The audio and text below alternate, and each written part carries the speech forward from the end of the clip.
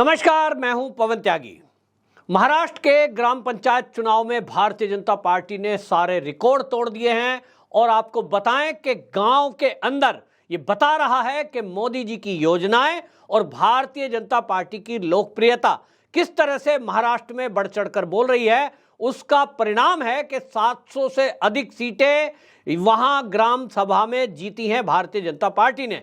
इसीलिए आपको बता दें, पहले से मैं इस बात को कह रहा था कि ये जो महाविकास आघाड़ी सरकार चल रही थी, इसमें भी जो उद्धव ठाकरे गुट को उस समय जो शिवसेना हुआ करता था, मोदी जी के चेहरे पर, मोदी जी के नाम पर भारतीय जनता पार्टी के साथ संगठन होने के कारण वो जो संयुक्त दल था उसके कारण उनको सीटें मिली थी। लेकिन वो दावा कर रहे थे कि ये तो हमारा है, हम मुख्यमंत्री बनेंगे, ऐसा कुछ दावा वो था। लेकिन आज वो नतीजा है कि उद्धव ठाकरे की जो शिवसेना है वो ग्राम के चुनाव में, ग्राम पंचायतों के चुनाव में 7वें नंबर पर आ गई है। ये है हकीकत। आपको बता दें, इस हकीकत में ये भी दो चीजें और खुली हैं। एक तो ये कि इसमें एकनाथ शिंदे जो शिवसेना है उस पर मोहर लगी है कि किस तरह से गांव गांव में एकनाथ शिंदे जो मुख्यमंत्री बनकर शिवसेना का काम पहुंचा रहे हैं, सरकार का काम पहुंचा रहे हैं। लोगों का कहना है कि जो बाला साहब ठाकरे जी की विचारधारा है उसको लेकर जो चलने वाले हैं वो तो एकनाथ शिंदे हैं। और इसके कारण से वहां आपको बता दें, तीसरे नंबर पर से ही लेकिन एकनाथ शिंदे को 263, यानी एकनाथ शिंदे शिवसेना, ये 263, शिवसेना तो उन्हीं के नाम है, 263 उनको सीटें ग्राम पंचायत की मिली हैं। वहीं दूसरे नंबर पर जो पार्टी रही है वो है अजीत पवार की एनसीपी।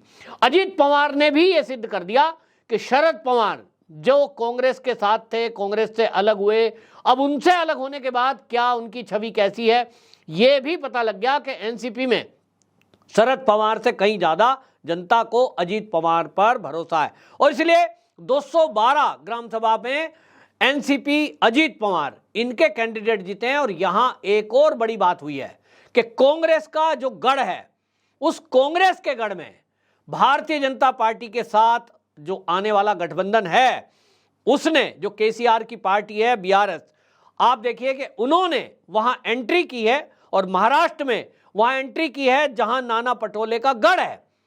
कांग्रेस के उस गढ़ में विदर्भ और सोलापुर दोनों को मिलाकर वहां 15 सीटें जीती है। यह बता रहा है कि कोई क्षेत्र छूटना नहीं है। यह क्षेत्र ऐसा माना जा रहा था विदर्भ का और सोलापुर का कि भाई ये जो है कहीं ना कहीं इसमें वो भारतीय जनता पार्टी और उतना आधार नहीं है, जबकि इनको लग रहा था कि वहां से अगर बीआरएस को उतार दिया जाए तो सफलता मिलेगी। अब ये समझ में आ रहा है कि महाराष्ट्र की राजनीति में बीआरएस की एंट्री हो चुकी है, बेशक गांव के क्षेत्र में है। इसको लेकर आपको बता दें, एकनाथ शिंदे के जो सांसद बेटे हैं, वो सांसद बेटे जो है श्रीकांत शिंदे, उन्होंने बाकायदा मीडिया में बोलते हुए ये कहा कि देखिए जो एकनाथ शिंदे हैं उनकी योजनाओं पर और उनका जो काम करने का तरीका है उस पर गांव की जनता ने मोहर लगाई है। उन्होंने कहा कि जो उद्धव ठाकरे हैं, उन्होंने जो युक्ति की सरकार थी, यानी महाविकास आघाड़ी जो सरकार चल रही थी, उन्होंने उस सरकार के चलते जो सरकार की योजना भी है वो केवल मुंबई तक उनको सीमित रखा। शिवसेना का प्रचार प्रसार भी मुंबई तक सीमित रहा, उसको बढ़ाना चाहिए था जो नहीं बढ़ाया। आज ग्राम पंचायत में अगर शिवसेना के लोग आ रहे हैं और वो 263 ग्राम पंचायतों पर कब्जा उनका हुआ है, यानी विजय हासिल की है, तो ये बता रहा है कि ये जो काम है ये एकनाथ शिंदे के दौरान हुआ है कि गांव तक आई। आपको बता दूं, एक पुराने पत्रकार हैं बहुत, वो बता रहे थे एक बार कि बाला साहब ठाकरे जी से एक बार बात चल रही थी, बहुत पुराने कार्यकर्ता हैं, वो पत्रकार हैं, वो कह रहे थे ऐसे वार्ता हो रही थी, उन्होंने कहा कि बाला साहब जी आप जो है मुंबई में तो पूरी तरह छा चुके हैं, लेकिन क्या पूरे महाराष्ट्र में शिवसेना के प्रचार प्रसार के लिए निकलना नहीं चाहिए? तो कहते हैं कि उन्होंने उस समय ये कहा कि देखिए मैं महाराष्ट्र में नहीं जाऊंगा, शिवसेना महाराष्ट्र में नहीं जाएगी, महाराष्ट्र शिवसेना में आएगा और उसके लिए हमें काम करने होंगे। हम उस तरह के काम करेंगे कि महाराष्ट्र की जनता को लगे कि शिवसेना उनके लिए काम कर रही है। विचारधारा, और उस विचारधारा को लेकर बाला साहब ठाकरे चले थे, जिसके कारण पूरे महाराष्ट्र में उनका काम, उनका नाम फैला था। लेकिन आज उद्धव ठाकरे जी जब से अलग होकर महाविकास आघाड़ी के साथ गए, और सबसे बड़ी गलती उनकी जो है वो थी शरद पवार के साथ जाना। शरद पवार जी का अगर राजनीतिक इतिहास उठा के देखोगे, जिस भी पार्टी ने उनके साथ समझौता किया, समझ लीजिए वो खत्म, कभी उभरने नहीं देंगे। वो इतनी तगड़ी पॉलिटिक्स है, उनके साथ रहेंगे, इस्तेमाल करेंगे, अपना मतलब सिद्ध करेंगे, और उसके बाद आप समझ लीजिए अलग थलग कर दिए जाएंगे और आप शून्य हो जाएंगे। ये सारी चीजें देखी उद्धव ठाकरे अगर समझदार राजनीतिक नेता होते तो वो एनालिसिस करते कि शरद पवार के साथ जाने के क्या फायदे हैं और क्या नुकसान है, तो वो नहीं जाते। क्योंकि आप समझिए कि वो जो मैं पुराने पत्रकार का जिक्र कर रहा हूं, उन्होंने कहा कि बाला साहब ठाकरे जी को उन्होंने पूछा कि भाई एनसीपी शरद पवार से अगर आप हाथ मिला देते हैं तो पूरे महाराष्ट्र में एक मजबूत सरकार हो सकती है उनके साथ मिलकर। उन्होंने कहा नहीं, मेरे व्यक्तिगत संबंध हैं, व्यक्तिगत संबंध रखूंगा शरद पवार से, लेकिन राजनीतिक संबंध कभी नहीं करूंगा, क्योंकि मुझे विचारधारा मेरी जो है वो नहीं छोड़नी है, मैं किसी दूसरी विचारधारा से हाथ मिला ही नहीं सकता। लेकिन उन्हीं बाला साहब ठाकरे जी के बेटे ने अपने पिता की कही हुई बात को ठुकरा दिया, क्योंकि उनको मुख्यमंत्री बनना था। एक कुर्सी के मोह में किस किस तरह के काम हुए मुझे बताने की आवश्यकता नहीं है। गांव का रिजल्ट तो आ ही गया है कि उद्धव ठाकरे जी 7वें नंबर पर पहुंच गए। अब आप कुछ दिनों में जब बीएमसी का चुनाव होगा तो आप मुंबई का भी हाल देख लेंगे, वहां भी उद्धव ठाकरे 4थे नंबर पर कम से कम रहेंगे। ये मेरा आज का अनुमान है, कोई नहीं पूछ रहा, क्योंकि विचारधारा के लिए ही तो लोग जुड़े थे।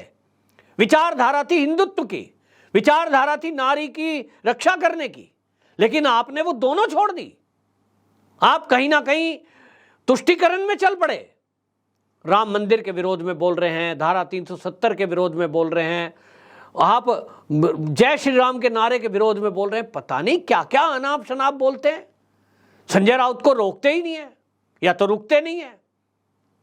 और भ्रष्टाचार, मतलब गरीबों की चाल आपने इसलिए खाली कराई कि हम आपको पक्के मकान देंगे। लोगों को लगा कांग्रेस ने उनके साथ छल किया है पात्रा चाल में, तो वो आपके पास गए, क्योंकि बाला साहब ठाकरे जी ने तो यही छवि बनाई थी कि महाराष्ट्र के अंदर अगर किसी के ऊपर अत्याचार हो रहा है तो वो शिव सैनिक के पास आए, शिव सैनिक उसको न्याय दिलाएंगे। उन्हें क्या पता था कि ये अब शिवसेना वो वाली शिवसेना नहीं रही है जो बाला साहब ठाकरे की शिवसेना थी, बदल गई है। इनको तो कुर्सी प्यारी है, इनको तो नोट प्यारे हैं। और इसलिए आप देखिए कि पत्रा चाल में कौन लोग थे, गरीब, और उनके भी घर छिन गए। संजय राउत के ऊपर घोटाले का आरोप लगा है। इस तरह से लोग अब समझते हैं। पहले केवल आपका कोई पत्र पढ़कर, कोई भाषण सुनकर भले ही इन्फ्लुएंस हो जाए, लेकिन आज तो दशहरा की रैली अभी थोड़े दिन पहले हुई है, उसको ये कह रहे थे बीजेपी वालों ने, एनसीपी वालों ने भीड़ दे दी है वहाँ एकनाथ शिंदे की रैली में। ये रिजल्ट है, पता लगता है कि विचारधारा को किस तरह से महाराष्ट्र की जनता सराहती है। महाराष्ट्र में अब इस ग्राम सभा के चुनाव में एक बात सिद्ध हो गई कि भारतीय जनता पार्टी जब भी कभी विधानसभा के चुनाव होंगे वो नंबर 1 की पार्टी बनेगी। और इतनी ताकत भारतीय जनता पार्टी के अंदर महाराष्ट्र में है कि वो अपने बल पर सरकार बनाने में कामयाब हो सकती है।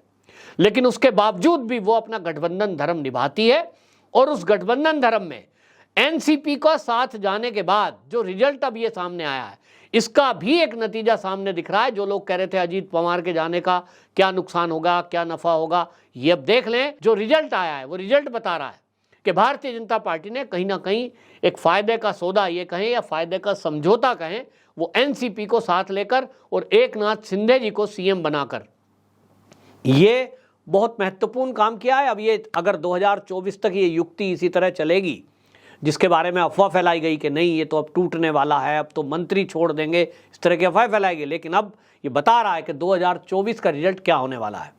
इसी से 2024 का, क्योंकि देखिए जो शहर है, शहर का जो वोटर है वो उतने संख्या में वोट डालने निकलता भी नहीं है, और उसकी वजह से नहीं तो पार्टी की विचारधारा गांव में कहां तक पहुंची है उससे राज्य का चुनाव पलटता है। और भारतीय जनता पार्टी ने पूरे देश में, ये महाराष्ट्र में नहीं, पूरे देश में एक बेहतरीन काम किया है कि उन्होंने अपने संगठन को गांव-गांव तक पहुंचाया है।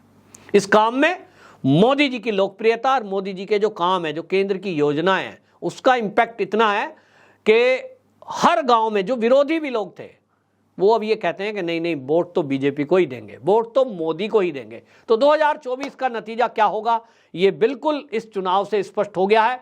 Number 1 Bharatiya Janata party, number 2 वहां महाराष्ट्र की अगर बात करें तो एनसीपी शरद पवार को छोड़कर आए हुए अजीत पवार, और तीसरे नंबर पर एकनाथ शिंदे। इसी तरह का क्रम रहने वाला है।